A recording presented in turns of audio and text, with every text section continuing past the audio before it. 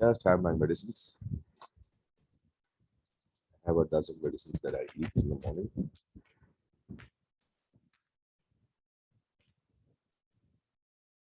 Hey, some of you should think about joining the MN program.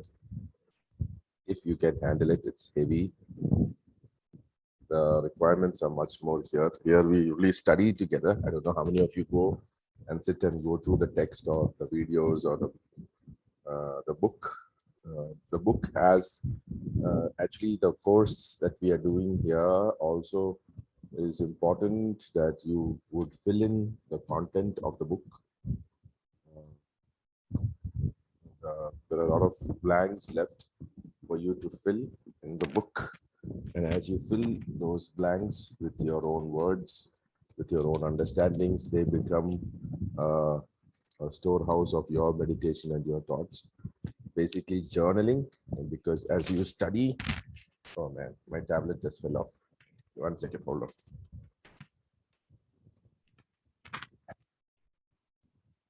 Recording in progress.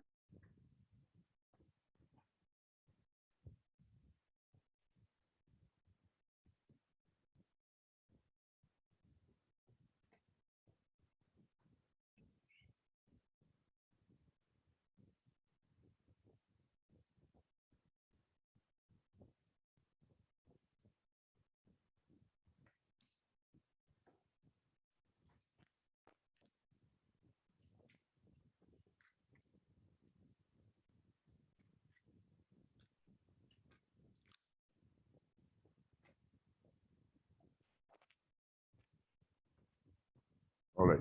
So how many of you actually spend time? We do this alternate weeks, but I'd like you now henceforth to do your assignments for the book one. Do your assignments for book one. Okay. The assignment questions are already, I think, given to you. If it is not given to you, I will send it to you now.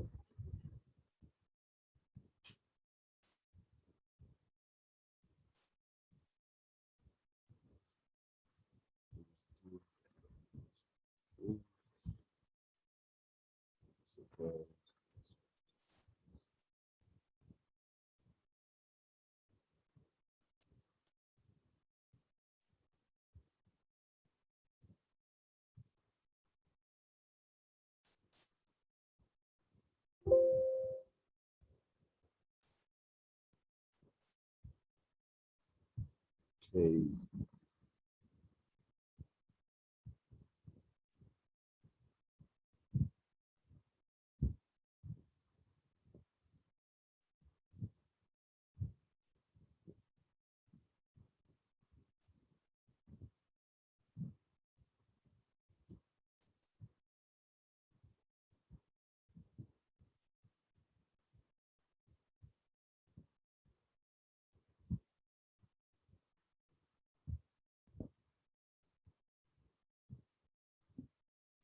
So I'd like you to do the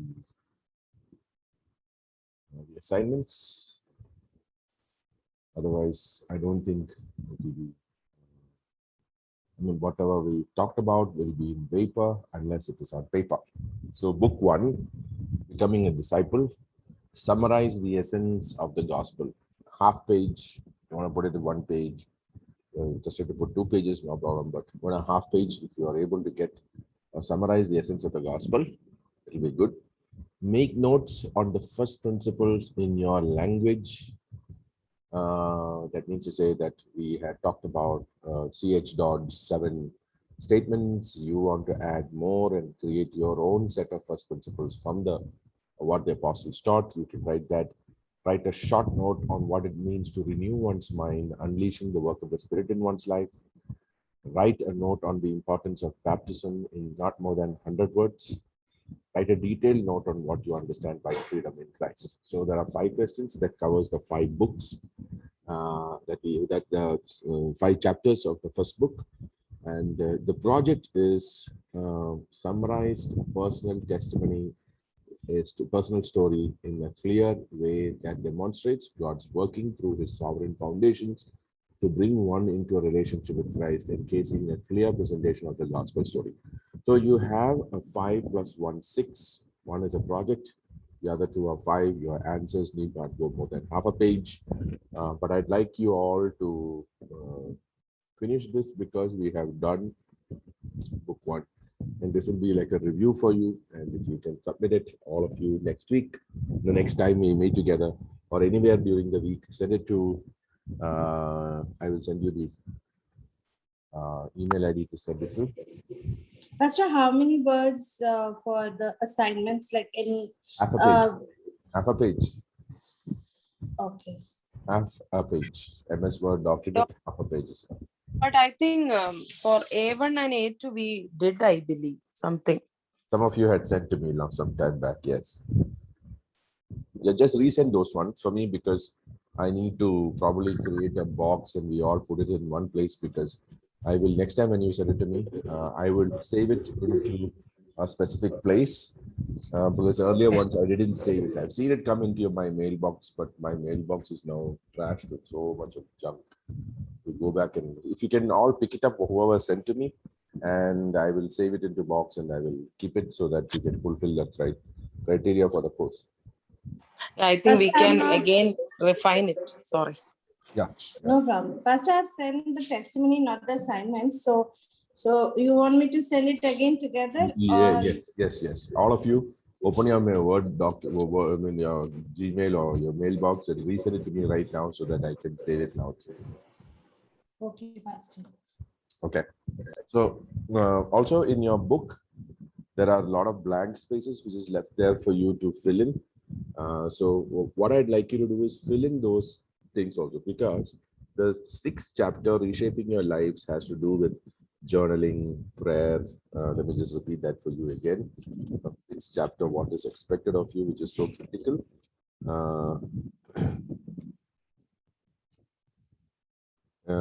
Is basically reflection, that is personal journaling and prayer. That means what we discussed or studied here, you are for the week, you are thinking about it, reading those scriptures, reflecting on it, writing your thoughts, and that can be in the book. So the journaling can be in the book. Otherwise, you want to maintain as a separate journal, it's fine. But also you have prayed about it because you have reflected, you have wrote, and you have prayed about these matters that God has spoken to your heart. Because ultimately, you are not only wanting to commit it to your heart and commit it to your mind, but you want to commit it to life in a reformed or a transformed behavior. So that was committing your heart, reflecting and journaling and praying. And committing your mind is forming clear convictions from what you reflected and journaled and prayed. You are forming clear convictions that, Lord, you want me to do this. This is how you want me to change my life. This is the place that I'm weak in and I want to change here. So you have clear convictions, and you usually your convictions come with through some clear scriptures. And so you memorize those scriptures and place it against those convictions. That is where you commit your mind. And then you have committing your life, where you, based on the convictions that you had from the verses and from the studies, you have made decisions. That means this is what I will do now. This is what I will do. This is a decision. Write down your decision very clearly. And then you create this small personal projects where you will say, okay, this is my decision and this is what I'm going to do. This is what I'm going to plan out of to bring my decision into my life. Okay, so you will make a plan, elaborate plan, and you'll keep repeating that plan till it becomes a habit. Okay, so first is reflection. That means after we have spent our time studying here together, arguing it and talking and reading the scriptures, and you will sit about it, think about it, reflect on it, journal it, and pray about it. That is committing your heart. Then you will commit your mind by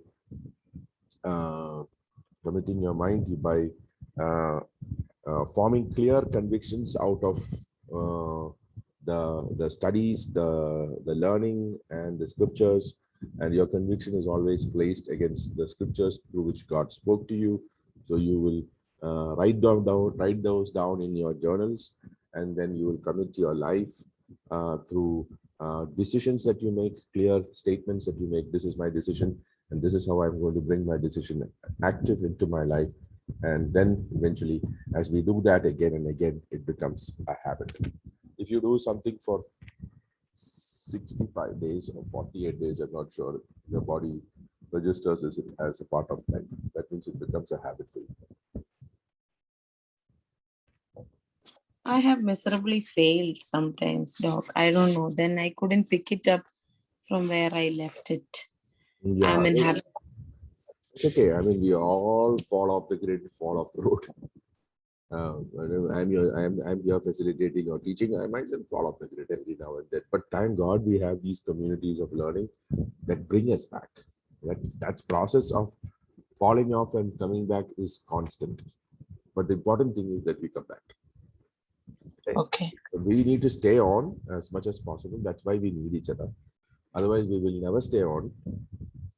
These learning communities really help us to keep back in the scriptures. Many times we go for days without reading scripture, and we come back to this learning. So, advantages of ideas like these courses and all, when you have assignments and all, it makes you keep going on the learning track. It keeps you, working on the scriptures.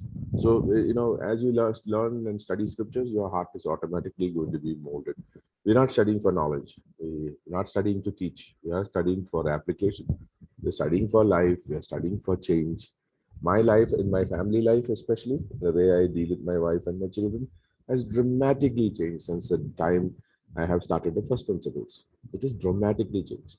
My worldview has dramatically changed. My lifestyle has dramatically changed. And that is the power of scriptures, the power of community, the power of the Holy Spirit working in the community through the scriptures is bringing transformation in my life. But I had to make those reflections, and I had to make, my book is fully written down with what my convictions are and how I have to make my project and plan and keep doing those things in such a way that it starts to change my life.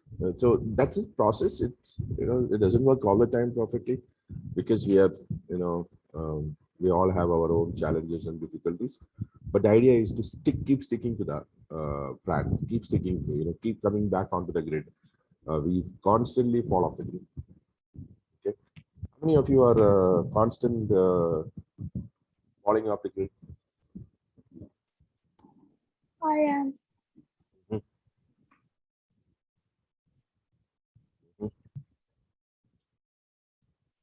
Me too. Yeah, me too can be. Yeah. Yes, Ash, me too. So, so one of the best ways to bring about prevention of falling off the grid is to do a course and work on the course and keep. I'm not stressed on writing and all much, but I think like our teacher in the school where I'm studying theology, that is the same build only. The teacher says if it is not on paper, it is vapor. So it's good for us to put it on paper. So what we may have argued through, studied, really looked into the scriptures, dived deep in. Some of our sessions in this group has been very deep. After some time, it was so deep, I don't know myself where I was. So, but we know we need to come out of that deep sessions and write down our thoughts. And maybe the next 1 week you celebrate that discussion, celebrate those thoughts by writing them down, scripture memorizations, and making songs out of it in your heart, so that it becomes part of your life. It starts to merge into your life. So we need to do that. Otherwise, we follow the grid. If it just remains within our community, I'm not saying that in our learning community for the 2 hours we study and work and we pray together and everything, that there is no impact. There is definitely impact. It has impacted my life, but we need to continue it through the 2 weeks that we are not going to be meeting together, and we need to build into it. So one of the things that we can do is as we are studying or journaling it, then going back over the weeks. So many of you may have your own reading plans. Okay, so get off the reading plan that you are doing and read on the scriptures that we are following in the course. And maybe if Timothy 3:14 to 15 is mentioned, study the whole of First Timothy. So in 2 weeks, you can read First Timothy comfortably. You can read Timothy 1 and Timothy 2. Read it 2-3 times so that you also know the context of what the verse was and how it starts moving in your life. So if you are reading along the lines of the course, then it actually helps you to build into what you were talking and studying here in this. So I know that all of these sounds very nice and all, but it's difficult because our carnal nature not allow us, will not allow us to do these things. Okay, our carnal nature constantly fights with us but the thing is, I've put the assignment questions. Please finish the assignment questions. Those who have written and sent to me at least 1 or 2 of the other I've seen them come. I need you to redo them. I mean, resend them to me, and I will keep them in record because I want to issue a certificate once you finish this course. In the last session, we saw that Paul had a special role in revealing Christ's administration for his church. The term administration, you remember, refers to a plan or to the house order for Christ's church. One of the questions that logically follows deals with the details of the plan. How specific does Paul get concerning the Christ's administration for his church, his household? The idea of the household of God is central to Paul's thought in the letters to his young faithful leaders, Timothy and Titus, who were part of his missionary team. The passage that we will study in this session is 1 Timothy 3:14-16. Many believe that this passage is the heart of Paul's entire discussion in the pastoral epistles. The pastoral epistles include all his letters to Timothy and Titus, 1st and 2nd Timothy and Titus. I think we have done already the scripture, this thing. I think we'll just read it just for us to recollect. It's a pillar and buttress of truth. Church is the pillar and buttress of truth. Truth, I think we have already done this chapter also. I think we would have, okay. I think we read the previous this thing also. I hope to come to you soon, but I am writing these things to you so that if I delay, you may know how one ought to behave in the household of God, which is the church of the living God, the pillar and buttress of the truth. Great indeed, we confess, is the mystery of godliness. He was manifested in the flesh, vindicated by the Spirit, seen by the angels, proclaimed among the nations, believed on the world, taken up in glory. It's a confession. It's a creed that probably Paul taught Timothy to teach the churches, because at that time they didn't have scriptures. So they would teach theology through creeds. Okay. So, but here the most important thing is, I hope to come to you soon, but I'm writing this to you so that if I delay, you would know how one ought to behave in the household of God. So there is a particular behavior that is expected by Paul of the people that he is shepherding, behavior in the household of God, which is the church of the living God. So the household of God is the church of the living God. That comparison you need to remember, that the church is the household of God. It is the pillar and buttress of truth. That means it presents to the world, it holds the truth and supports the truth in the world. Okay. It is keeping truth alive in community. It is like a preservative. That means the church is like a preservative in a community, such that the natural, normal decay that would happen would stop, would be decelerated, would be arrested, because the church is in the community as a pillar and buttress of truth, so that the community will not decay. Okay. So why great indeed, we confess, is the mystery of godliness. It is the gospel there that is mentioned. So the gospel is the truth that the church holds so powerfully up through the life of the people as they've studied, learned, accepted, imbibed, and manifested through life. It holds the truth up. It prevents the decay of the community. So we have a very powerful role as a church in with regard to that particular verse. But anyway, let us continue on to read the scholars. This passage is very important, is a very important complement to the Ephesians text we just studied. Okay, as we established, an important part of Paul's job description was to reveal to the Gentiles the Christ's plan, Christ's plan for fulfilling his mission, the centerpiece being His church. The church is the household of God. That same statement is coming here also. The big question becomes this: how specific is Christ's plan for the church? Does it matter to him how we conduct ourselves in his household? One of the main passages of that addresses the issue is 1 Timothy 3:14-16. In this passage, Paul gives us his purpose of writing 1 Timothy. He also gives us a framework for understanding the details of Christ's plan for his church. The purpose of this letter to Timothy was to give directions for proper conduct in the household of God. Some have argued that the conduct he had in mind here was the conduct of a leader, since he was addressing Timothy. While it clearly includes how leaders are to conduct themselves within the household of God, the church family, it is much broader than that. He addresses all sorts of household matters in this letter, including how household members should relate to one another as a family in 5:1-2, and the household's responsibility to care for widows who are part of the church family, whose own immediate family could not care for them, 5:3-16. And you see, the local church was a real household of God. It is also important to notice that Paul is addressing a specific local church.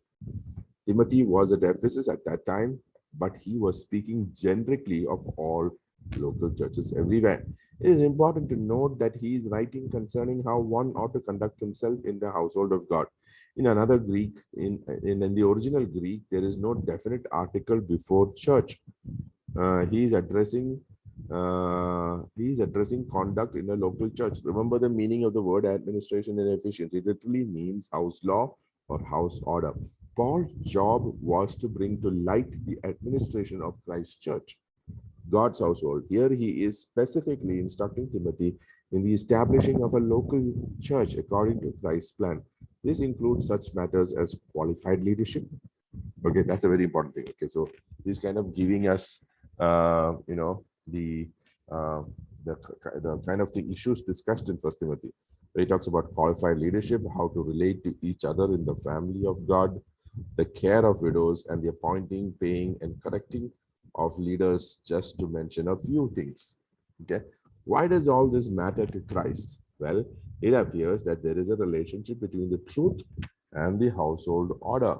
The truth and the household order in the local church, between the structure of the relationships of a community of believers and the preservation of the truth, the proclamation of the gospel and teaching of Christ. The local church is to be the pillar and support of the truth. The local church is the pillar and the support of the truth, and Christ wants the community ordered in such a way that the truth can be guarded and practiced in a sound manner. You need to underline that particular paragraph. That's the key and the crux of what this chapter is about. The title is The Church as a Family of Families. Okay. Are these guidelines for all churches? Did Paul expect all of his churches to follow them? According to Paul, a church that was not set in order was considered to be deficient. Okay. That is why he sent letters and a member of his team to work with new churches. They needed to become established in this matter. We may well say, who was Paul? Why do we have to follow what he said? Because following Paul is following Christ, since Paul's job was to reveal Christ's administration for his church. Again, part of the reason is to preserve the truth, the sound teaching delivered to the churches by the apostles. Many would come along with different message and upset the whole churches. Okay, so we will discuss about all these things a little bit more time. Therefore, the churches needed to be set soundly in order as communities of faith, to withstand this false teaching. Bernd Poitras, a scholar, a very famous scholar. Okay, we don't read in among our Christian books all these authors. These are all scholarly material which are used in Bible colleges. Bernd Poitras, a scholar and respected professor at Westminster Theological Seminary, makes a similar case for the use of 1 Timothy 3:4-16 in his book, The Church as a Family, Why Male Leadership in the Family Requires Male Leadership in the Home as well. Okay, I don't agree with this. Okay, but that was a scholar's point of view. Finally, the Apostle Paul explicitly indicates the prominent role of the family theme in 1 Timothy 3:14-15. Although I hope to come to you soon, I'm writing these instructions so that if I am delayed, you will know how people ought to conduct themselves in God's household, which is the church of the living God, the pillar and foundation of the truth. In fact, these verses summarize the thrust of the whole letter.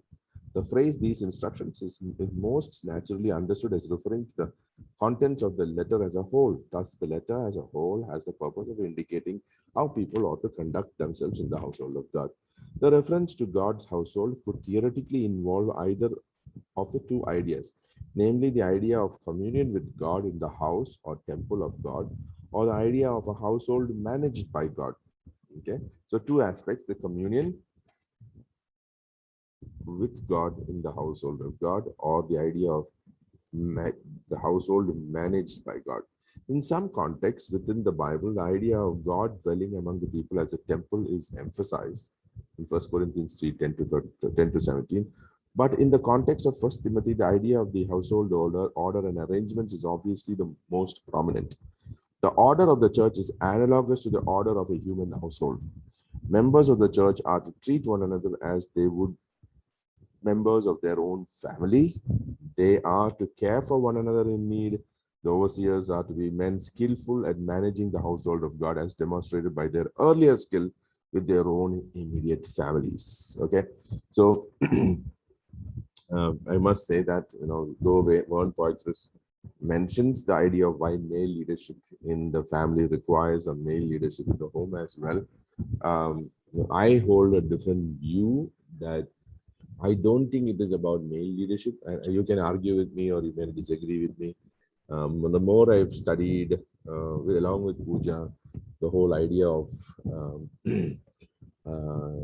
family leadership and church leadership, I think the central effort, or even when we go back to the, when you consider marriage, you need to go back to Genesis and the Genesis record, and then from there onwards, I think it's a family leadership that the church needs, and it's a husband and wife together that lead a family. It's a husband and wife as a family leads a church. That's my understanding. I'm not against, or I'm not going to argue Vern Poitras or others who talk about a male leadership. I don't see that as the ideal model, whereas many cultures follow that.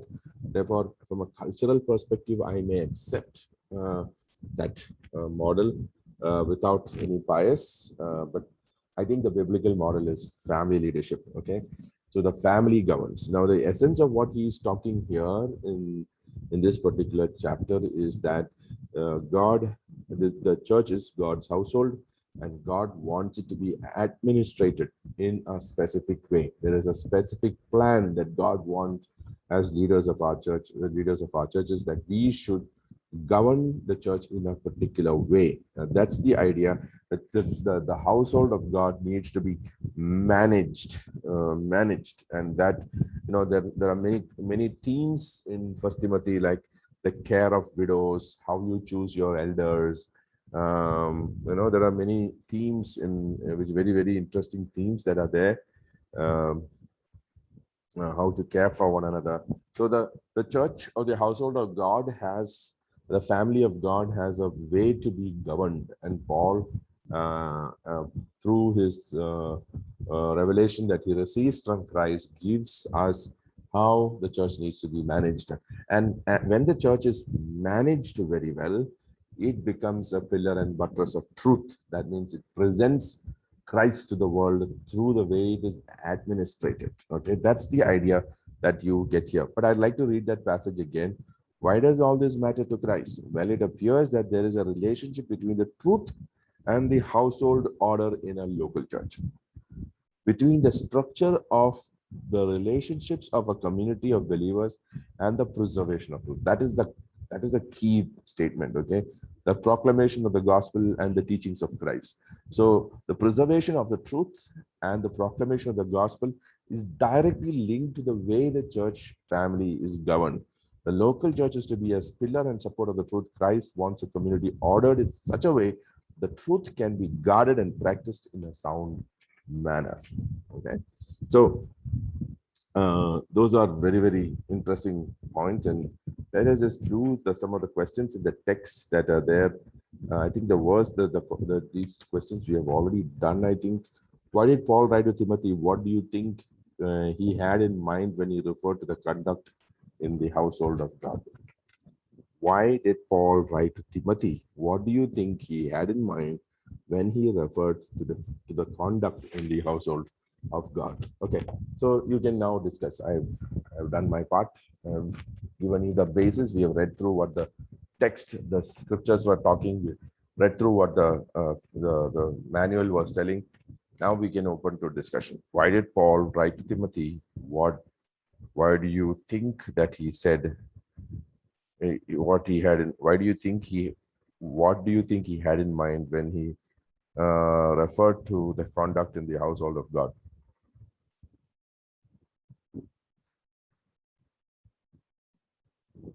Timothy was his son in Christ. Like, Okay.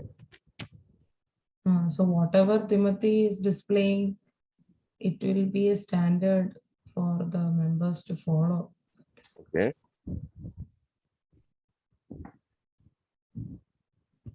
Mhm. You approach that verse in a different way, applying it to Timothy. Okay. The church is the custodian of the gospel, so their conduct and the way they manage themselves will have an impact on the gospel and how the way the community sees it. So then things have to be in order. In order, yes, good. That's a very good understanding, very sound understanding. The church is the custodian of the gospel. There is no other organization in the world, no other body that has the responsibility to share the gospel or carry the gospel or present the gospel. No other organization is there. The church alone has the gospel. And therefore, the way the church household of God is ordered and the way it functions is, in essence, a display of the gospel. And in its practice and behavior, it preserves the truth. It preserves the gospel. Yes, fantastic. You hit the heart of it. Yes. Anybody else would like to share? Everybody should share something. Pastor, can you repeat the question? I left in between. The question is written in the book. Why did Paul write to Timothy? What do you think he had in mind when he referred to the conduct in the household of God?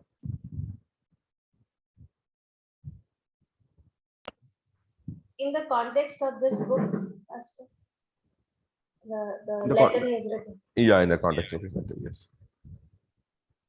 Okay, so as far as I know, Pastor Timothy was very young when Mhm. he was appointed as a pastor, and it was like the church had many elderly people, women, and all that, and he was finding it very difficult to manage the issues of the church, and he was very new and all that, and just to encourage him, just to kind of remind him the authority he has got in Christ and how to deal with the issues. What are the negotiations, negotiable and non-negotiable things when it comes to leading a church. So I think he has given a very clear instructions in terms of how he can lead. So that's what I understand. Okay, good. That's a very good point and a very good dimension that Apostle Paul, Timothy was a temporary leader in the church at Ephesus. He was placed there. Paul himself had spent about 3 years teaching them. And then Timothy was left there to complete what Paul has not finished or not able to finish or establish the church. And Timothy was by nature a shy person. And therefore, Paul was strengthening Timothy and helping Timothy to present himself in a right way. That's a good view, and there are many scholars who advocate that view. Yes, but Paul was also teaching Timothy that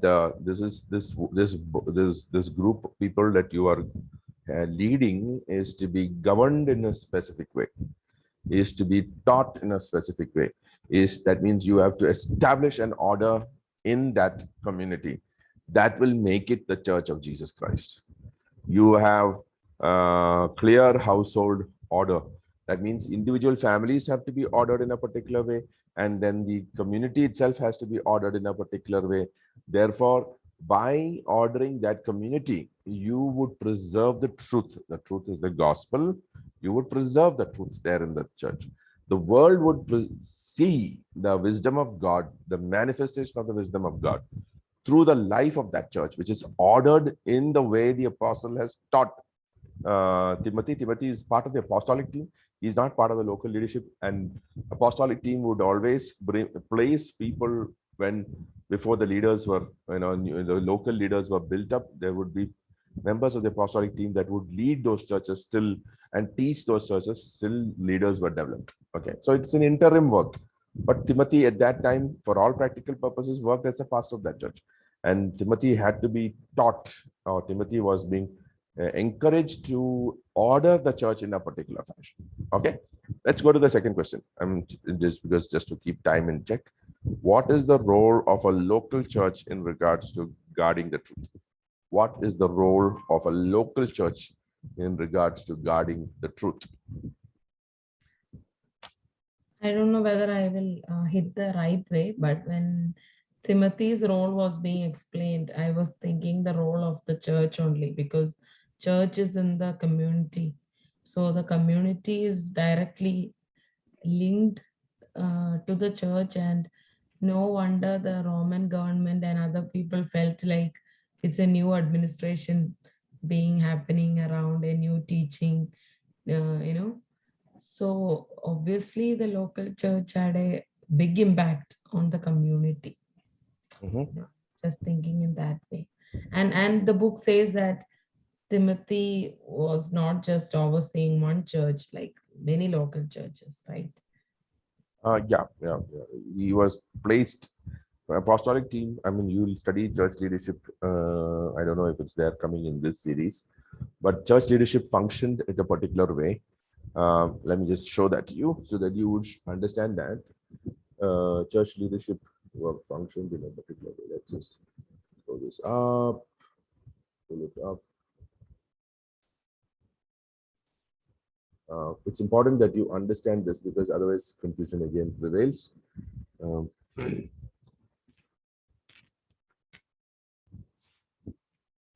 Church leadership. Church has two components. Okay, the first component is the local. The other is the smaller community, which is the itinerant. Okay, or the apostolic community. Now, together is the idea of church. Okay, the idea of church. This community of people it's a leadership community that travels between the churches. Okay, their job is to travel between the churches. The fivefold offices work in this, and they establish new communities, they teach new communities, they work. Once the local leadership is established, that is the elders are established, deacons, etc. are established, and the community is established. There are people there that are being taught. This apostolic team, like for example, Timothy was placed into the church at Ephesus. Timothy was part of the apostolic team, but you can see that Timothy was earlier placed into Thessalonian. Okay, the Thessalonian community. So Timothy's job was part of this itinerant community to be placed into newly formed churches or churches that were planted by Paul. And you can see how Titus was sent to the Cretan church. Okay, so the apostolic community had that function to go and plant, establish, set in order new churches. Here, Timothy was not handling a new church. It was a well-established church. Okay, but Timothy was probably, when we are hearing the word Ephesian church, the Ephesian church had many church plants. Okay, Ephesian church had many church plants. Some of them were called Smyrna. Then you had Philadelphia. Then you had Sardis. All of those. Maybe one of those churches Paul was at Timothy was establishing. We are not sure exactly. Okay, so we have to understand leadership like this. So Paul now, who's the apostolic leader, is teaching Timothy. Paul is the head of the apostolic community, is teaching Timothy how to order this church, how to order. Now it is important that Timothy learns to order this church, set in order, which he tells Timothy and Titus. And he's saying, if I'm delaying to come here, I need you to know how one ought to behave in the house of God. So when we say behave, we are actually talking about how do you live in the community. Okay, there is a particular lifestyle that is expected in the community. Okay, which of course Paul goes on to talk about caring for widows, caring for people, all of those things, different things that he says. Then the idea of, and by having this particular lifestyle, you are preserving the truth, preserving the truth. The truth. That means to say, this lifestyle is related to the gospel. That means to say, your lifestyle should be, in essence, based on the gospel. That's the idea. Okay. Are we able to get this picture that I'm trying to talk about? So I just explained to you church leadership, how it functioned. The local leadership and the itinerant leadership together became the church. Okay, let me just show you some pictures. 1 second. This is coming out of my own study and research in my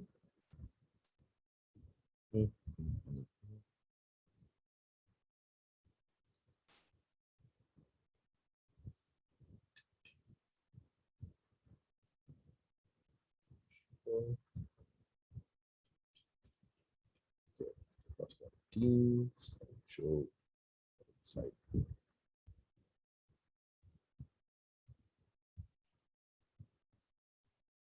I've created something for my studies, so which will help you understand how the apostolic team worked.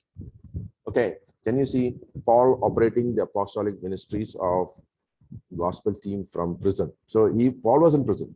Okay, Paul was in prison. He couldn't go anywhere. He was restricted, but that didn't stop his ministry. Can you see how many places he influenced?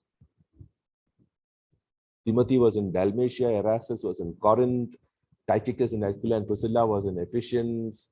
So in 2 Timothy 4:9-21, you can see the picture. Okay, go take your, I have got this from 2 Timothy, and we can actually read 9-21, and you will see what I am drawn on the screen. Okay, let's read from 2 Timothy 4:9-21. Do your best to come to me soon. He was in prison. Okay, for Demas, in love with the present world, has deserted me and gone to Thessalonica. Poor Paul, he got deserted. So many times, as a pastor, I also feel deserted and betrayed and everything. So I get fellowship with Paul and Jesus. Okay. Crescens has gone to Galatia. Can you see Crescens in Galatia from the apostolic team? Titus to Dalmatia. Luke alone is with me. So who is with Paul? I've written at the apostolic base. Paul, Luke, then we'll see more of them. Luke is with me. Luke is alone with me. Get Mark and bring him with you. Okay, Mark was already in some place. Possibly he was sent to some place, but he's saying, please bring Mark. This is the same guy who Barnabas and Paul, after the first missionary, broke over. Okay, now he wants Mark to come. Bring it before. He is very useful to me for ministry. Can you see a repentance in Paul? Tychicus I have sent to Ephesus. See, to Ephesians he has sent Tychicus. When you come, bring the cloak that I left with Crispus at Troas, also the books, and above all the parchments. Can you see that Paul was writing books and parchments? Wow. Alexander the coppersmith did great harm. Okay, the Lord will repay him according to his deeds. Beware of him yourself, for he strongly opposed our message. At my first defense, no one came to stand by me, but all deserted me. May it not be charged against them. Wow. But the Lord stood by me and strengthened me so that through me the message might be fully proclaimed and all Gentiles might hear it. Not that they will believe it. The responsibility for Paul was they would hear it. So I was rescued from the lion's mouth. The Lord will rescue me from every evil deed and bring me safely into his heavenly kingdom. To him be the glory forever and ever. And I mean, this is Paul's last statements. Okay. Greet Priscilla and Aquila, the household of Onesiphorus. Erastus remained at Corinth. So Erastus is in Corinth. Aquila and Priscilla was there in Ephesians at that time. Do your best to come before winter. Eubulus sends greetings to you. So who was there with Paul? Luke was there. Eubulus was there. Erastus remained in Corinth, and I left Trophimus. Who was ill at Miletus. So Trophimus was in Miletus and doing it. Do your best to come to me before winter. Eubulus sends you greeting, as do Pudens, Linus, and Claudia, and all the brothers. So all of them were with Luke. Okay. Pudens, Eubulus, Linus, and so can you see how our apostle team works? So Paul didn't remain in prison and said, "Oh God, how can I preach the gospel? I am so feeling so sad. How much useful it would I mean if I'm out of prison?" Paul was sitting there, and it was like a praise for him. He was receiving revelation. He was writing them in books and parchments, and he was sending out his men who he had trained and filled with the gospel and sending the gospel out to communities and establishing them. Can you see the apostolic team function? Okay, one more thing I'll show you. With the Zoom, they would have rocked. Yeah, I was thinking that's true. Okay, so let me just show you one more thing. So another thing that I developed, okay, assembly line, it should be not line, assembly line model of leadership development in apostolic networks. Timothy was a member of the church. Which church? Do you want to know which church he was part of? Hello, teachers of students of the scriptures. Tell me which church. Galatian pastor. It's a guesswork. I don't know the answer. Okay, take Acts 16.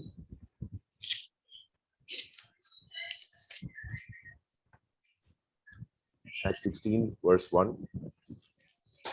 Verse 1. Mhm. Acha, he came to Derbe and then to Lystra. Where? Oh yes, Pastor, Lystra. Disciple was there, named Timothy, the son of a Jewish woman who was a believer, but his father was a Greek. He was well spoken by the brothers at Lystra and Iconium. So he was probably very much related. He was already leadership, serving both in Lystra and Iconium. Paul wanted Timothy to accompany him, and he took him and circumcised him because the Jews who were in those places, for they all knew that his father was Greek.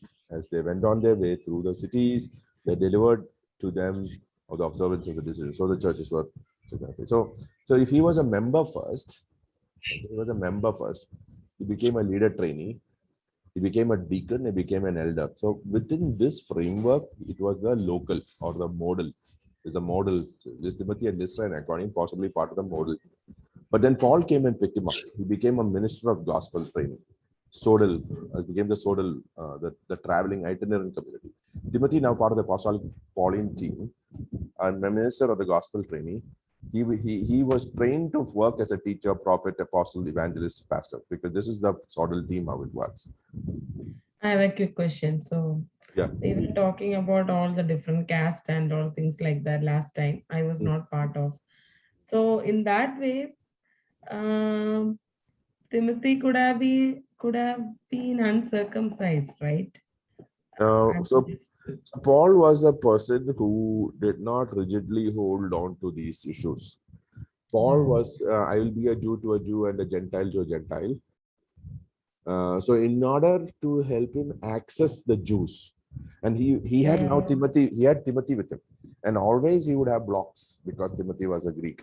So I don't know. I mean, forgive me for saying this. And there are women in this group. How would he show his identity as that he's circumcised? Very difficult for me to No, figure. I think like that. I also thought in that Yeah. way. But then, So I because don't know. when you testify and all, Yeah. he has Uh, to mention it. So he would go into this community and okay, Timothy is now Jewish in his this thing. Timothy, drop your pants so that you know this is evident. So I'm not sure that how it is done, but probably there was a way in which the leaders would probably examine it. It's a difficult thing, I think, for men at that point. Okay, so let's look Yes, at the this. word of book, yeah. Learning to lead, journey from spiritual birth to maturity. So born again Christian, you are evangelized. Growing Christian, you are established. Missionary and worker, you are equipped. And leader and trainer, you are empowered. Can you see the journey of a person, how it should be? Evangelize, establish. Pastor, can you repeat that again? So when you are a born again Christian, so basically you are evangelized, you are shared the evangelion, the gospel. Then you are established as a growing Christian. Then you are equipped as a missionary or a worker. Okay. And then you are empowered as a leader and a trainer.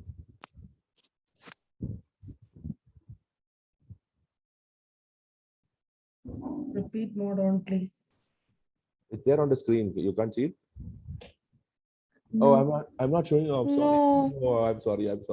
Nothing you saw till now? No. Oh, you said it. You have. Oh, I'm so sorry. Mm. Oh, I'm so sorry. I'm so sorry. Oh, shucks. That means you didn't see the apostolic team slide also? That first one we saw. That thing, This you first saw. one I saw wherein This you Paul, saw? Luke and all are there. Yeah, This this we saw. Yeah. Yes. Okay. You saw this one? No. No. Okay. So So, basically that sodal thing was, yeah. so the in the model is the local, and that's where a basic leader is trained, Christian leader is trained. Okay. And when he's picked up into the apostolic team, he becomes a minister of the gospel. He doesn't have a local church. He's traveling within the local. I work in this area now. Okay. Luke and all works in this area. It's not that one is better than the other. It's two different functions. Okay. You can see the two functions, and the Sodal will be developed into teachers, prophets, apostles, evangelists, and pastors, and they would minister to all the churches in that region. The local leader took care of the local church. Doc, which area you said you are in? I'm in the Sodal. Okay. Okay, but I'm temporarily now in New York to establish the church in the modal level. But I'm already involved in many other churches and looking after those. So, and that's a progression. Everybody needs to grow in this direction. Okay. Okay, this one I was telling you this one. Sorry, I was thinking that you're seeing it. So you evangelize the born again Christian. So evangelize comes from the word evangelion, which is the gospel. You establish the growing Christian. And that growing Christian should become a missionary and worker. That means in the sense that he is involved in the ministry in the local church, and you are equipped. He is equipped to do the missionary and the ministry work. And then he is empowered to be a leader and trainer. It's a beautiful picture. I just love it.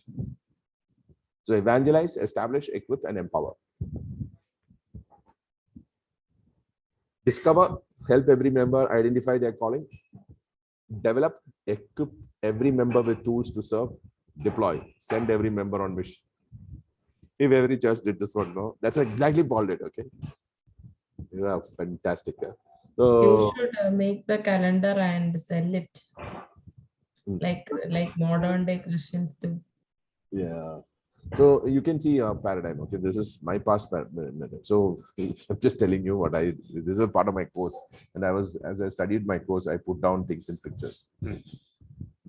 So you have one, ministry growth and expectation on the downwards, and ministry direction path.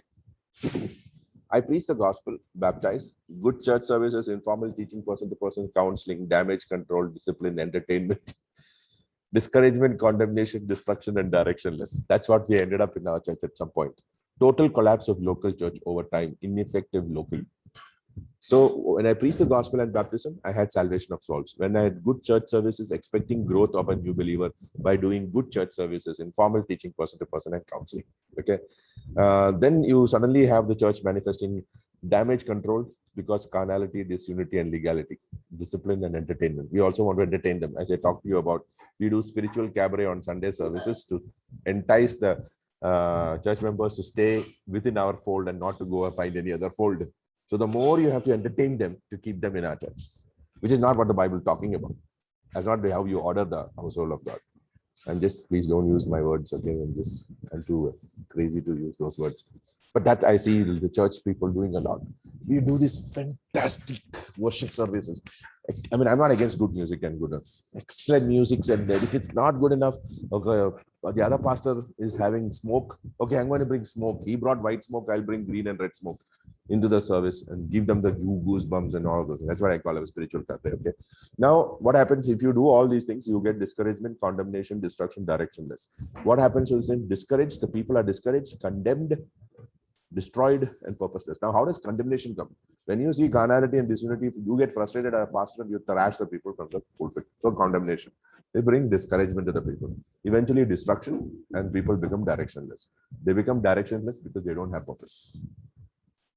Okay, so look at this one. This is actually how it's supposed to be. Same ministry growth and ministry as well. Preach the gospel and baptism, salvation of souls baptized, deep fellowship, apostolic teaching curriculum covering all areas of the individual and community life, care and counseling, spiritual growth, getting established in the gospel, transformation of life and community. So deep fellowship leads to leadership development through teaching and role modeling, that developing leadership, multiplication, local and apostolic. Apostolic leadership mentoring for local church and network, local leaders for local church, apostolic leaders sent out. Active witnessing, powerful, influential, progressive local church. And from the local church, you have from all the above leading to the below, church planting, new church plants, new apostolic network leaders. Can you see how the church was supposed to function? To what was happening here. Okay, I'm just pulling this all out from the New Testament. Whatever Paul was teaching, the way Paul did in Acts and things like that. Of course, this is very heavy, but I'm not going to work on this right now. But let's just look at some other pictures. So this is where we talk about elder, deacon, the local leadership. Okay. So I'm just giving you a background of how Timothy worked, where that Timothy's role was, and how the leaders functioned in the context of what we were reading in this thing. So what is the role of the local church in regards to guarding the truth? What is the role of the church in regards to guarding the truth? It's a very interesting question. I think it will take a long time we'll spend on that question. What is the role of the local church in regards to guarding the truth? From the chapter that verses that we read and things like that.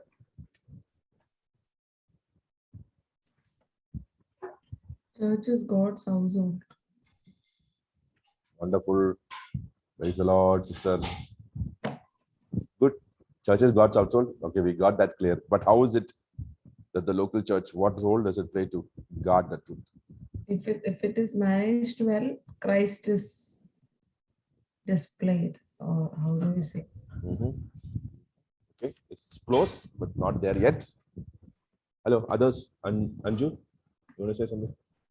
To ensure that the truth does not get manipulated by teaching everyone in the church. It's good. You are also very close. You took one more step than Divya. Anybody else? Jashwant?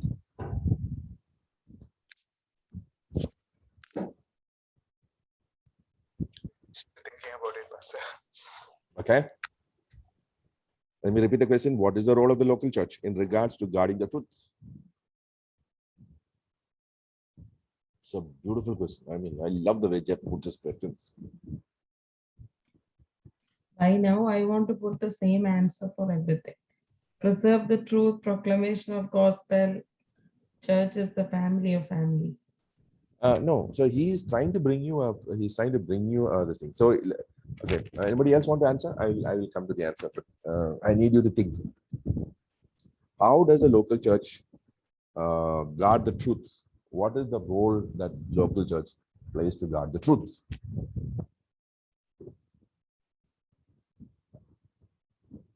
It's there in that one passage we read.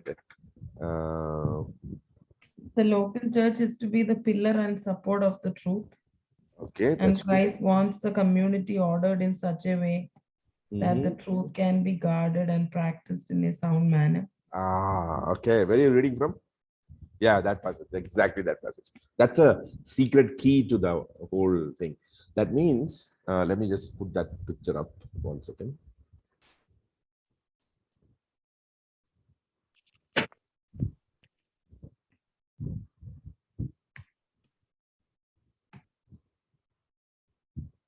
Okay. Zoom has updated itself, so it's crazy things are happening on my whiteboard is improved, I think. So let's okay. Here it's what let's work with. Okay, you have the church. Sorry. Oh no. Oh no. Okay. Getting me. You have the church. Okay, and the leaders are set over it. Elders. The apostolic team oversees it. The elders are teaching the church members, families, individuals, everything. They're teaching. Apostolic team teaches the elders, the apostolic teaches the church members, elders teach the church members. And as they are taught, what are they taught? The gospel. And because they have now taught the gospel, their lives will change. Lives changed. So by teaching the gospel to this community and their lives change, the gospel is preserved.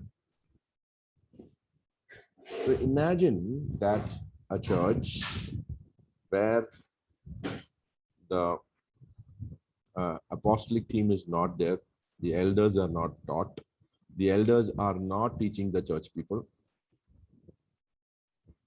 Okay, these people are coming to church, their lives are not changed because the gospel is not preached to them. So what happens? That means they came to the church because the gospel is preached to them. They had some kind of intellectual understanding or sometimes genuine understanding, but they were not taught the consequences of the gospel, the implications of the gospel. Their lives were not changed. What would happen? How would the world view this church? And how would the world view this church? And the next generation of this church what would be the condition of the next generation of this church? Faithless. The elder will be It will be another NGO or some other committee. exactly the elder would be the husband of many wives. So everybody in the church will be members having multiple wives, multiple husbands. There's no more. So you have adopted the principles of the world. Okay, adopted the principles of the world. This no more has the gospel preserved inside. That means the community around is not able to see the truth in this community. Are you able to see this? Because there is no truth preserved here. They are not able to see Christ in this. But this community, they can see, the people around is able to see Christ. So the local church preserves the gospel through teaching and life in the local community. But if the local church doesn't do it, the world cannot see Christ in it. They cannot see the gospel. So now you look at what is the role of the local church in regards to guarding the truth. The local church now, through the gospel, now works on the life of the local people, and their lives are transformed. And therefore, the church, which is the elders and the church members, together they present a reformed, or I would do reformed is not a bad word, a transformed life, wherein their lifestyle is completely changed because of the gospel. And they now, because of their changed life, they present the gospel to the world.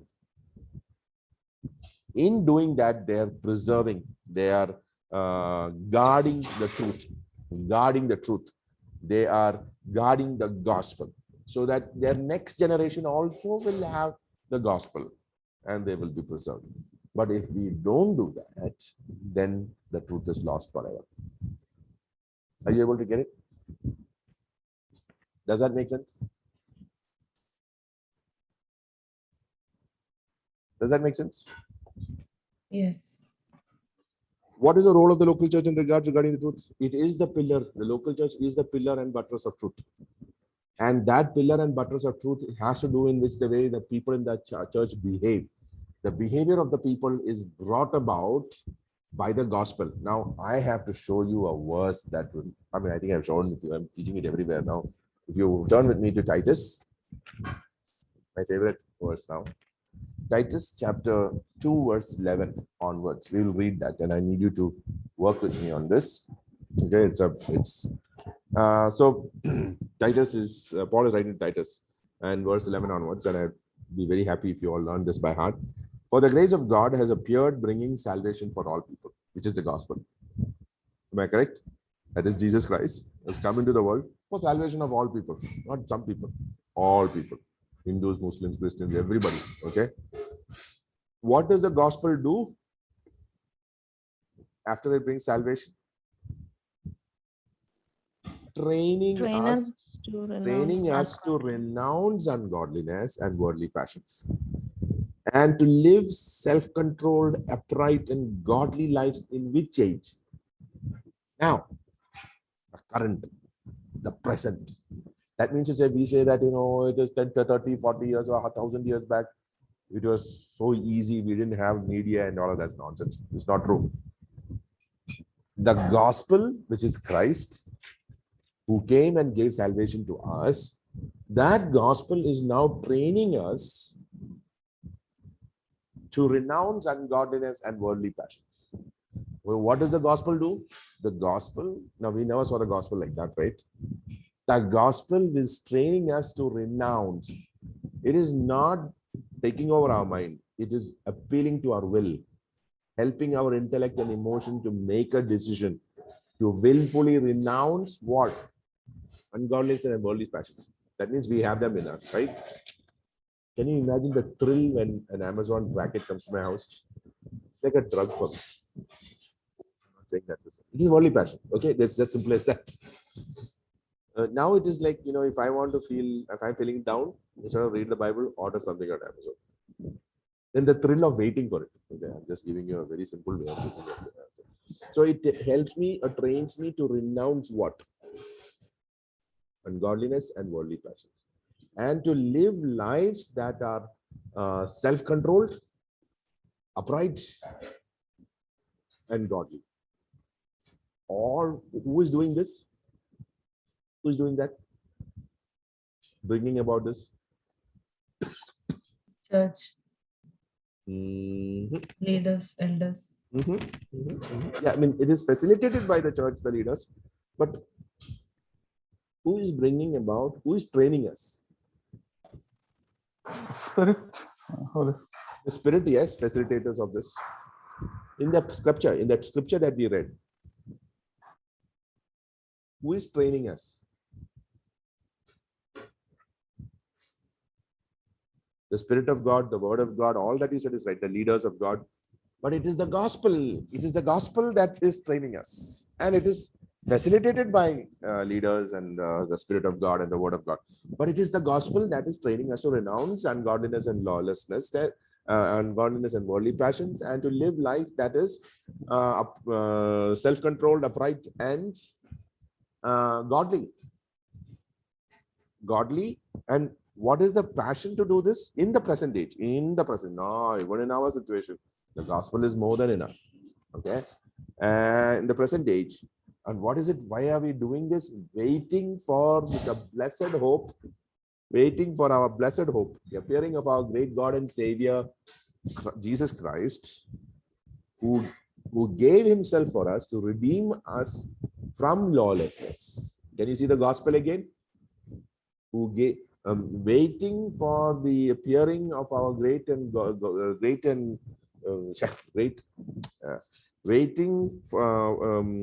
for our blessed hope. Waiting for our blessed hope. What is the hope? Which is actually giving us the strength to live our godly lives. It is a blessed hope that gives us. We may go through struggles and difficulties because we have to live godly, upright, and self-controlled lives. But I'm doing this with the hope, waiting for our blessed hope, the appearing of our great God and Savior, Jesus Christ. Now, who is this? It's the gospel himself, who gave himself up to redeem us from lawlessness and to purify for himself a people for his own possession who are zealous for good works. Let me repeat that again. Okay. The appearing of our great God and Savior Jesus Christ. Now, who has any doubt about Jesus Christ is God, he solves it here. Okay. Who gave himself up to redeem us from lawlessness. So he gave himself up. He redeemed us from lawlessness, and he is purifying for himself a people. He's purifying himself a people for his possession. He cannot possess us if we are not purified. So he is purifying us for his possession. Why? Because through us, he wants to manifest into the world through good works. And the greatest good work is preaching the gospel. Because that is the only thing that can change a person from hell to heaven. The greatest good work. So through, why does God want this group of people, a special people, or this possession that he wants? Because through that people, he wants to manifest his life. Now, can you see how the gospel truth is preserved in that question by the local church? Do you see what you're supposed to do as pastors in this verse?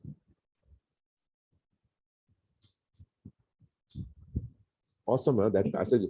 Now he doesn't stop it there. He says, now, Pastor, I have a question out of line. Here in this verse, like I have read it definitely, but the kind of context you are explaining, it clearly says, teaches us to say no to godliness. I don't know, I'm stuck here. So then still like, why do we fail? Like, we know it, or many teachers who may have written many books and have taught, throughout their lives. But many at the end, we hear that they have, they couldn't say no to ungodliness. So what should we do? A very basic, what should we do? Like, where is our checkpoint? Like, we should know that we are, we are going astray, or we are not, up to the correct path. Because anybody can fail, maybe a day one in Christ, or maybe 50 years in Christ. There's no guarantee. No one can vouch for himself or herself that they will say, no, tomorrow I will not fail. I think we fail every day, but there are few things which is like especially like in terms of sexual immorality, or being honest in terms of their Murder. work, finances, small things. They are very I don't know, very sensitive matters, how they conduct themselves. I mean, I don't know whether it is out of line or not, but this question. The passage has the answer. And it's interesting you didn't see it, but it's difficult to see it. It says, for the grace of God has appeared, bringing salvation to all people. It's a done deal, isn't it? But the next word says, training us to renounce. Training is a present continuous. The process is not stopping. That means we are ungodly and we are lawless. We are ungodly and we have worldly passions. The process of training is a lifelong learning. That's why the Great Commission is a lifelong thing. And why is it lifelong? Because we tend to fall off the grid. We tend to go off the road. It's interesting. I'm a teacher for almost 25, 30 years. I still have this amazing capacity to go off the road. But because I am being in the process of training, I am able to come back to the grid, fall back into line. So that's a process all through life. And that actually helps me to look at my fellow brother and sister saying, he's also going through the training process. Yeah, he went off the grid. I'm not going to judge him. I'm going to go and help him to get back on the grid. Now, a little later, I fell off the grid. He comes and take me and put back on the grid. You see, it's a process. It's a process. There's nothing, we are always seeing as completed past. But the Bible is telling that it's a present and continuous. The The process doesn't get over. During so- the so- process, so- we become but- stumbling blocks. Yeah, but the problem is that many times we go off the training. That's when the problem comes. We go off the community. We cut ourselves off from the community. That's where the danger is.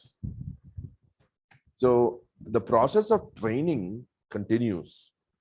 Never go off the process of training.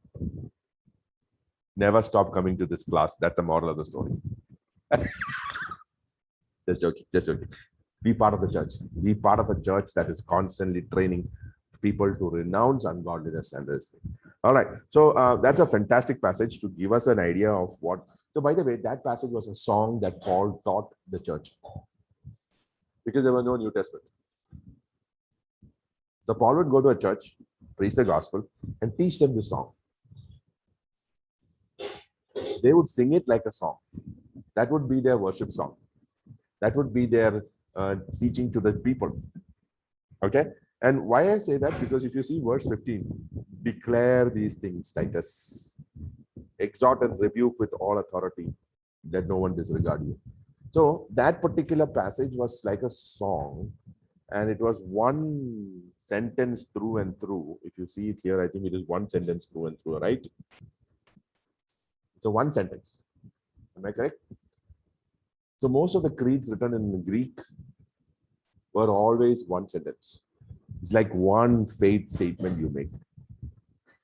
Paul did not have any other tool at that time. There was no New Testament. So he would teach them that song. Now, when we read First Timothy chapter 3, verse, that verse which is just now our main passage here today, if you read that, 14. 14, this word 16, the 16 is a song. He taught the church that. He taught them. He was manifested in the flesh, vindicated by the Spirit, seen by angels, proclaimed among nations, believed on in the world, taken up in glory. It was a faith statement he taught them. And they would repeat that in their worship gatherings and things like that. So the Old New Testament is completely full of these creeds. If you say 1 Corinthians 15, for I delivered unto you what Christ gave to me, that part where Jesus Christ died according to the scriptures, he was buried, rose again according to the scriptures, that was a creed. That was the gospel creed. Like that, so many creeds are there. Anyway, we will not get into it. But coming back to the question, what is the role of the local church in regards to guarding the truth? Wow, you can write a beautiful, nice thesis on that. What does the passage say about the church's role in preserving the gospel? What is the passage? Church's role. The church's role is to teach the people the gospel, and through the gospel, how they should behave in the household of God, so that the church becomes the pillar and buttress of truth, that the world may see the gospel and believe in Jesus Christ.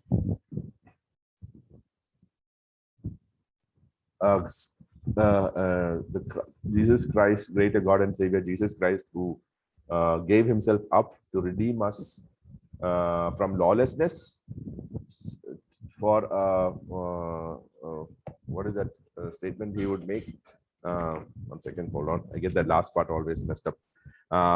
Redeem us from lawlessness, and to purify himself a people,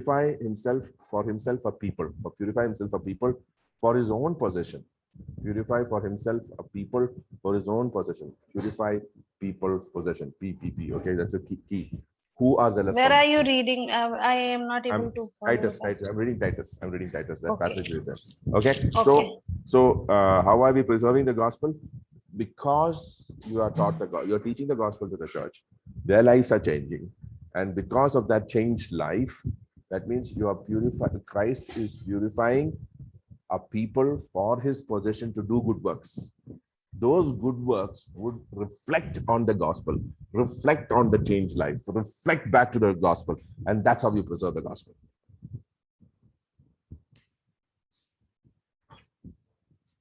Man, that was nice. Okay. Let's go to think through the ideas. What is Paul referring to when he talks of proper conduct in the household of God?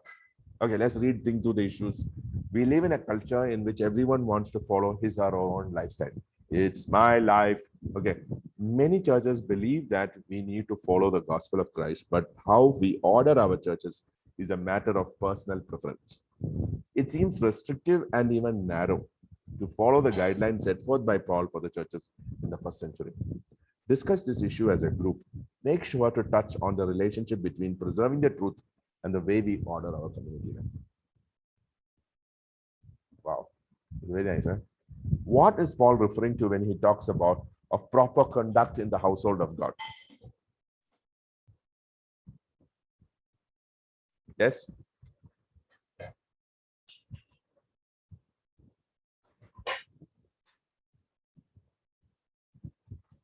What you do will reflect what you believe, and what you Exactly. believe is the gospel, Mhm. and that will have an impact on the community to attract people to the gospel, to the knowledge of. So, what is Paul referring to when he talks proper conduct in the household of God?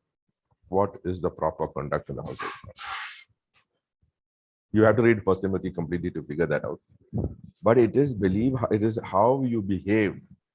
What is that behavior? How you live in your family, how you take care of your children, how you care for people in your community, how you care for the widows, how do you choose your leaders, who are the leaders who are leading you, do they have a life that is a proper lifestyle?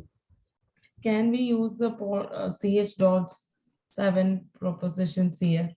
Yes, you can. Yes, you can. Why do these household guidelines matter? So it's not laws, these are guidelines, right? Because when we follow these guidelines, we set the church in order, and the church becomes a pillar and buttress of truth. It shows to the world the gospel. It shows to the world that these people's life are changing because of the great God and Savior, Jesus Christ, who is going to come, and they're living in the hope. And this Jesus Christ is redeeming them from lawlessness to purify for himself a people for his own possession. So you see how that whole train works?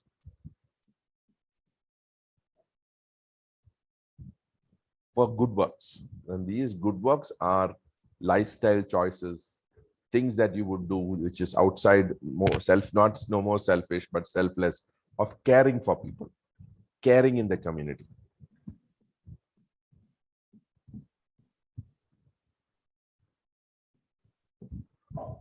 Is there a relationship between the preservation of truth and the household guidelines?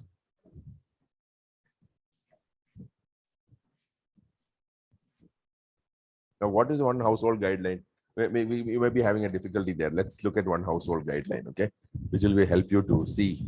And Paul is talking in the context here, so you have to see. Let's look at 1 Timothy chapter 5, verse 1.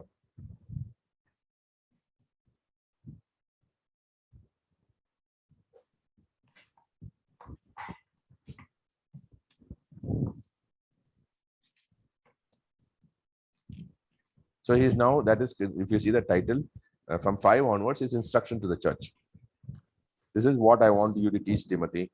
This is how you want to put in place how the guidelines of managing or administrating the household. Do not rebuke an older man, but encourage him as you would a father. Younger men as brothers, older women as mothers, younger women as sisters, in all purity. Wow. You are seeing a beautiful community, right? These are unrelated people, okay? The people in the community are unrelated people. They have heard the gospel and they have come into the church. But the gospel now binds them into a family of being fathers, mothers, brothers, and sisters. What is the implication? We have done this earlier in this class. Because they're my fathers, mothers, brothers, and sisters, I have to take care of them. Honor widows who are truly widows. Is the idea about the whole the care for widows is mentioned. Such a detailed this thing is given there. I'm not reading it. Then there is, how you take care of your elders. Okay. How you take care of your at that time it was there was the idea of slaves and masters. So all of those things were part of ordering the community. Okay, ultimately it was about caring for the community. Is there a relationship between the preservation of truth and the household guidelines? Yes. Between the preservation of faith and our preservation of truth and our witness concerning Christ. Between the preservation of truth and our witness. Okay, so the preservation of truth is by practice of truth. You can write there. The preservation of truth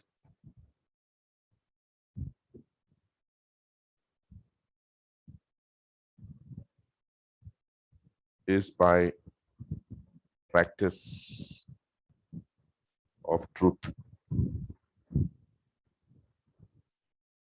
Okay. You witness Christ by practicing the truth.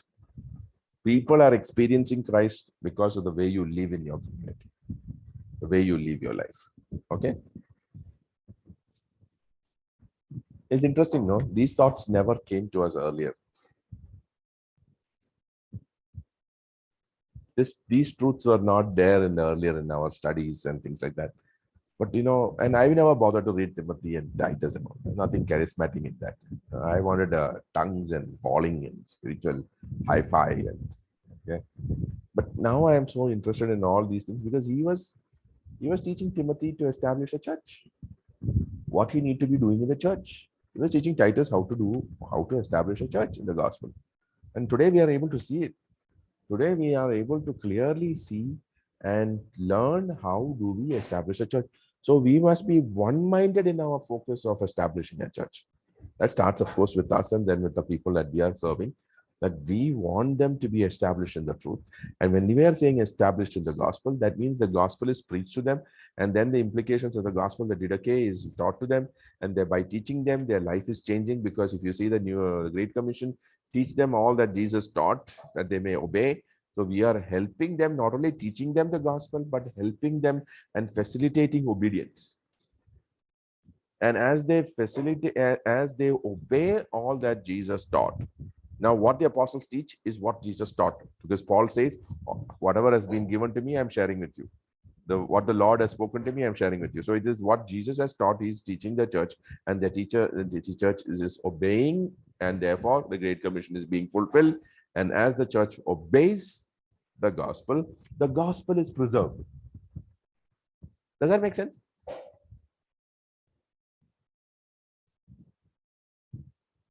Hello. Good morning.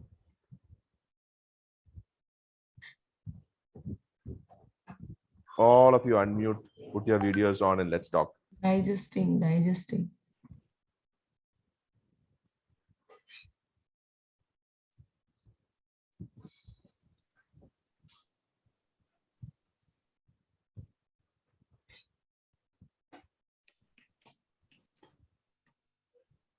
So when we are living as if in a family of families, that means the topic is, as a church, we are living as a family of families.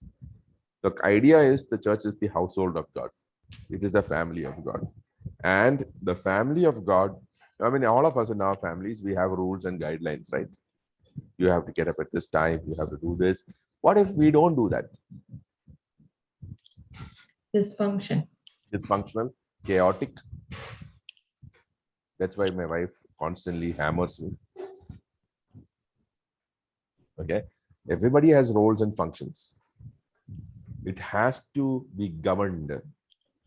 It has to be administrated. Similarly, the Church of Jesus Christ needs to be administrated.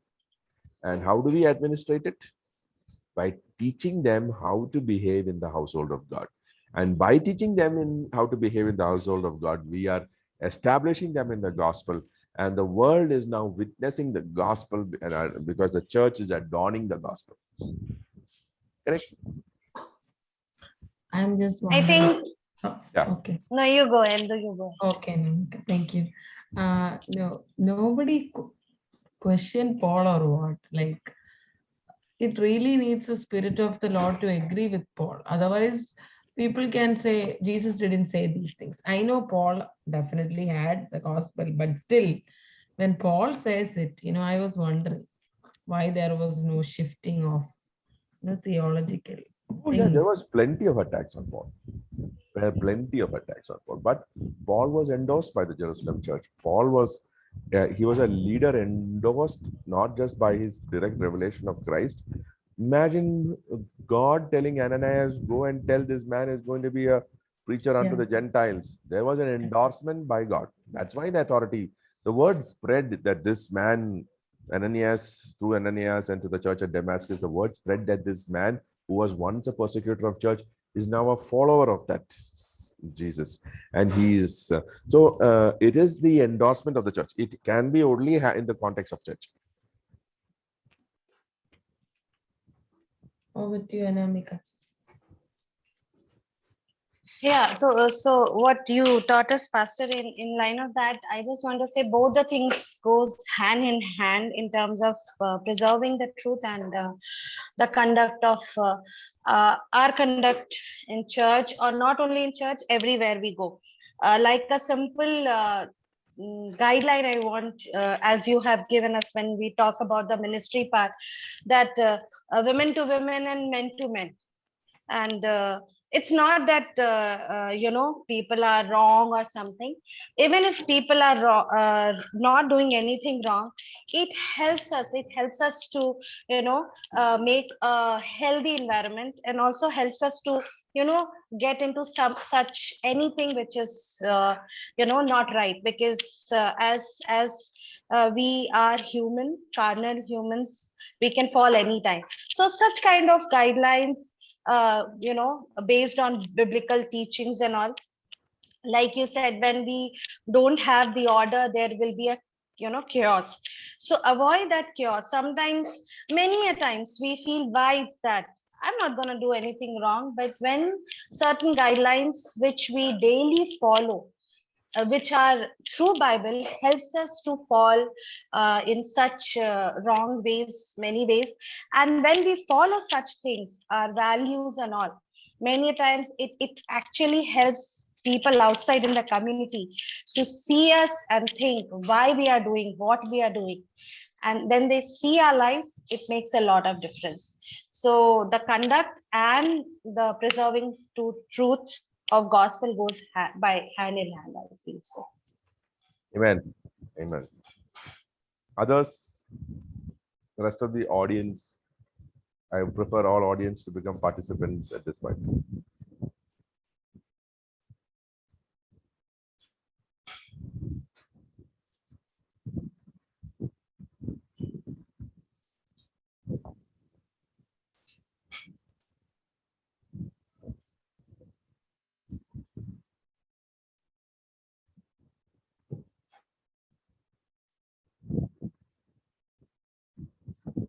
Yes.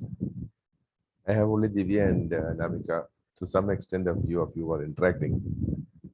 We are about 20 minutes. I'd like interactions on what we learned and taught, or what was we discussed and came up with through the scriptures and through the text of this book.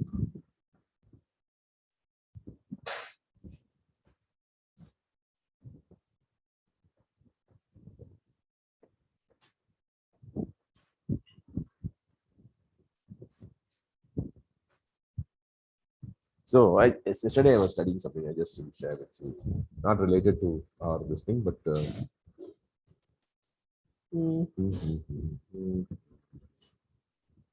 okay.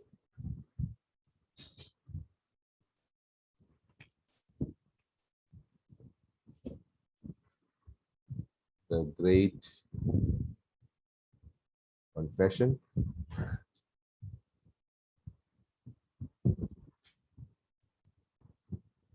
The Great Commandment. This is my next sermon. Okay, don't copy this. This is copyrighted. And the Great Commission. How do you like this? The Confession, leads to the commandments. The commandment leads to the confession. And all of these are great. This is Peter confessing Christ, the great confession. The great commandment is love God and man and yourself. And then this is go preach, baptize, teach, obey. Something I'm working on.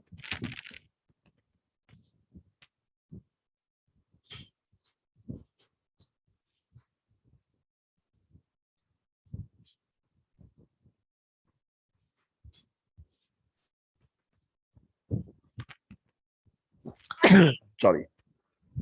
Yes. Nobody else is commenting on anything.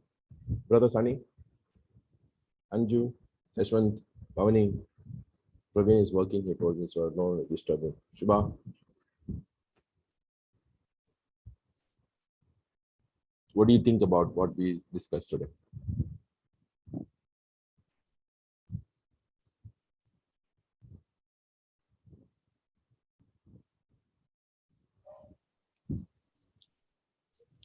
So I was encouraged, like as in with the order of the church, like even in the house we have order, like as in, like if I, so my father was a little on the serious end, so he used to, like as in, if he was not disciplining me, I would have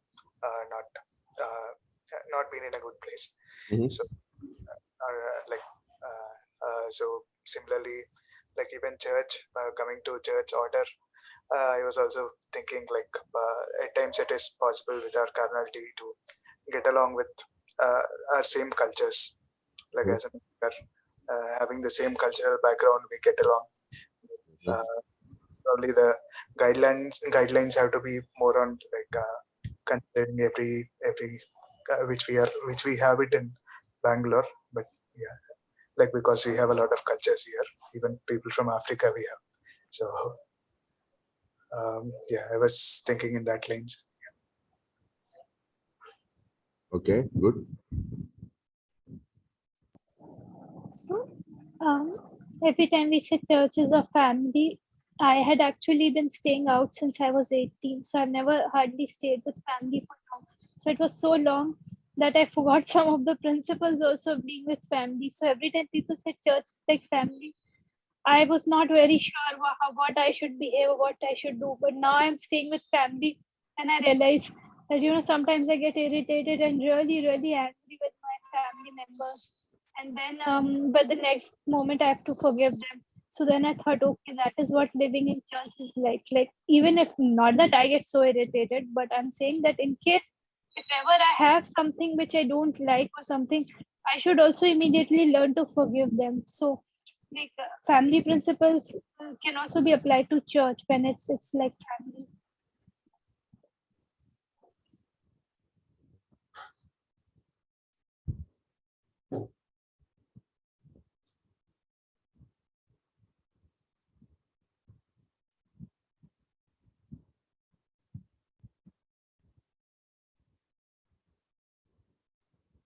Okay, good. I like that thought. But many times we don't think that these church guidelines are godly guidelines. We can obey our company rules or the land rules or other things, but with God we may take everything for granted.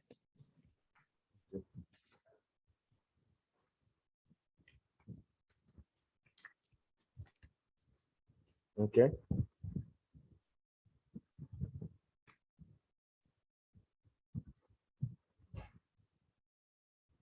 Maybe I should sleep.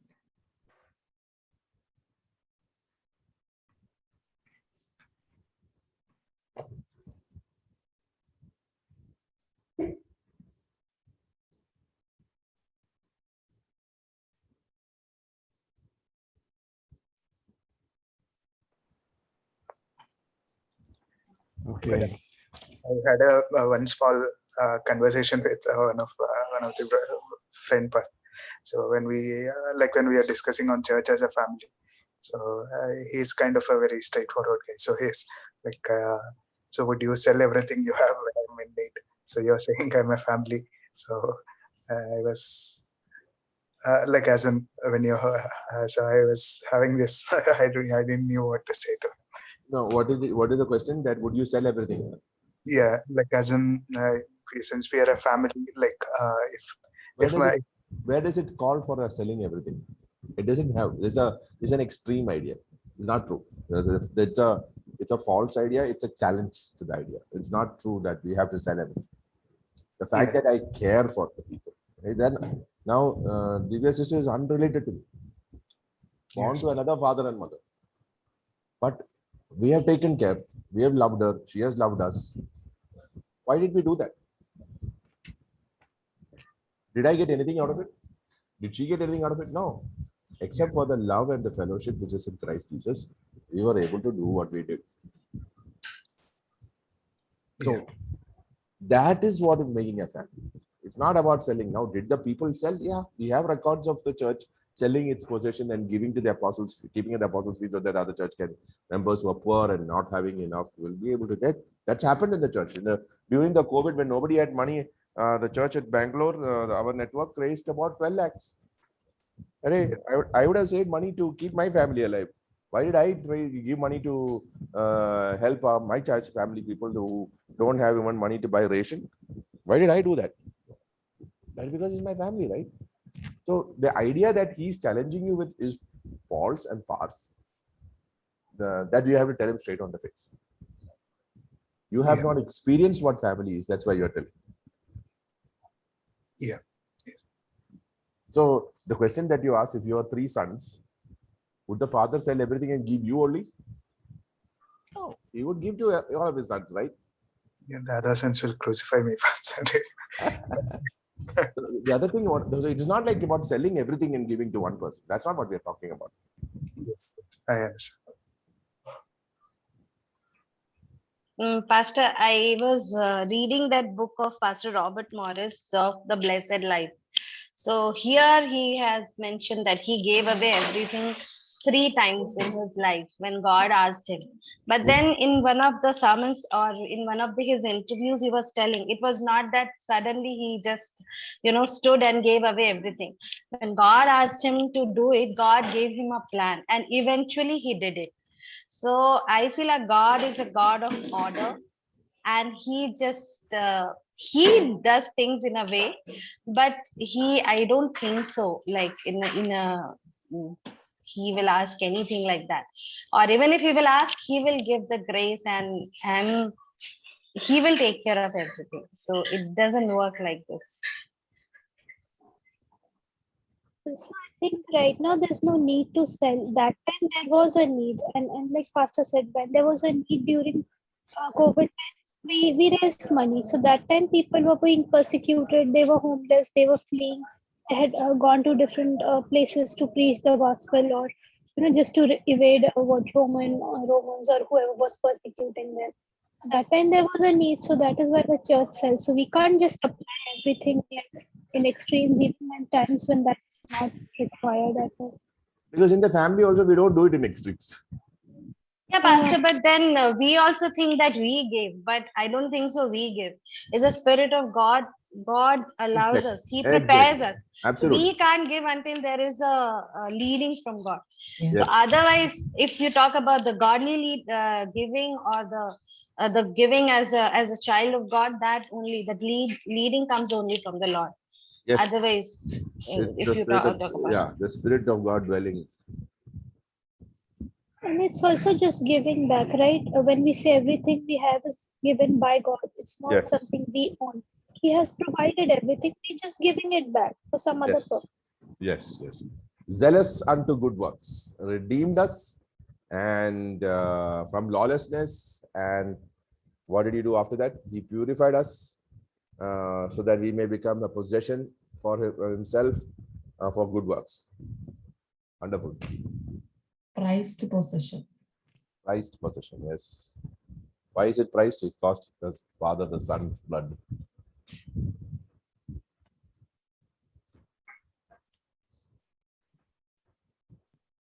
Nice, good. It's a teamwork. Mhm. Father, the Son, the Holy Spirit, the church, individuals, community, Mhm. and one goes, it affects everyone. Yes. Like somebody left this room right now. It's Pavani, I think. All right. I'm tired to go for work. All right. I'm all right. sleepy too. All right. Let me just pray and close. Father, we thank you so much for the opportunity to come together and study and learn from your word.